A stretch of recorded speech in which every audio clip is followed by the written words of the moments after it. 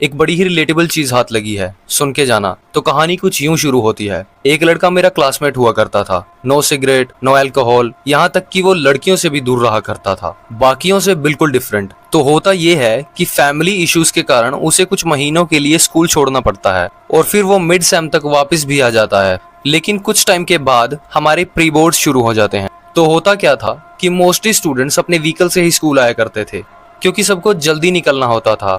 तो एक दिन मैं भी उसी लड़के के साथ उसकी बाइक से चला गया।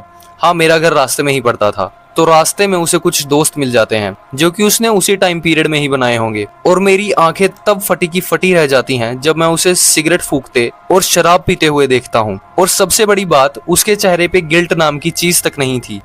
इस स्टोरी से मैं तुम्हें ह्यूमन ब्रेन की एक डार्क साइड रिवील करना चाहता हूँ। साइकोलॉजी में इसे कहते हैं डिफ्यूजन ऑफ रिस्पॉन्सिबिलिटी। जब तुम अकेले में कोई बैड हैबिट परफॉर्म कर रहे होते हो, लाइक टाइम वेस्ट करना, पॉर्न देखना, तो तुम्हारा ब्रेन सारा ब्लेम तुम पर डालता है और इसीलिए तुम्हें इतना गिल्टी फील होता है। लेकिन वही चीज जब तुम बंच ऑफ पीपल या तुम्हारे दोस्तों के साथ करते हो तो तुम्हारा ब्रेन उस फीलिंग को सभी में बराबर बांट देता है, और यही कारण है कि तुम्हें इतना गिल्टी फील नहीं होता। तो अब इस लूप से बाहर कैसे निकलें? इसका एक ही क्लियर सॉल्यूशन है, आइसोलेशन। आइसोलेट कर दे खुद को, कट ऑफ कर दे उन सब लोगों को जो तुझे उस लूप में फंसा रहे हैं। बिकॉज जब तक तुम उनके साथ रहोगे, तुम्हारा ब्रेन हर गलती पर तुम्हें वैलिडेट करता रहेगा। उनसे दूर होना मुश्किल होगा, पर तुम्हारे सर्वाइवल के लिए ये जरूरी है। देखो, मैं मानता हूँ कि स्टार्टिंग में थोड़ा डिफिकल्ट होगा, लेकिन जैसे जैसे तुम इस लोनलीनेस को बेयर करना सीख जाओगे तो तुम्हें एक अलग लेवल का कॉन्फिडेंस फील होगा। और जब आसपास कोई शोर नहीं होगा, कोई फालतू वैलिडेशन देने वाला नहीं होगा, तब तुझे तेरी रियल पावर्स का पता चलेगा।